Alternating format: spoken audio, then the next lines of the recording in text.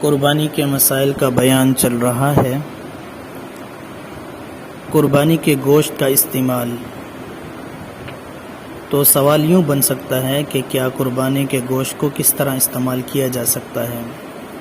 تو الجواب حامداً و مصلیاً، قربانی کا گوشت خود کھایا جا سکتا ہے اور مالدار دوست احباب کو بھی دیا جا سکتا ہے، رشتہ داروں کو بھی دیا جا سکتا ہے، فقیروں کو بھی دیا جا سکتا ہے، اور سکھا کر رکھنا بھی جائز ہے، اور فریج میں محفوظ کرنا بھی درست ہے، جائز ہے۔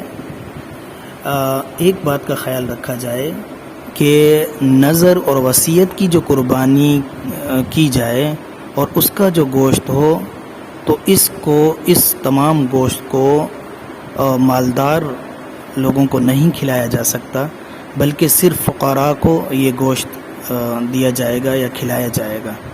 فرق اس میں یہ ہے، اگر آپ کی قربانی واجب قربانی ہے تو صحیح ہے، نفلی قربانی ہے، اس میں بھی آپ غریبوں کو، محتاجوں کو، اور رشتہ داروں کو، امیر کو، غریب کو، سب کو کھلا سکتے ہیں۔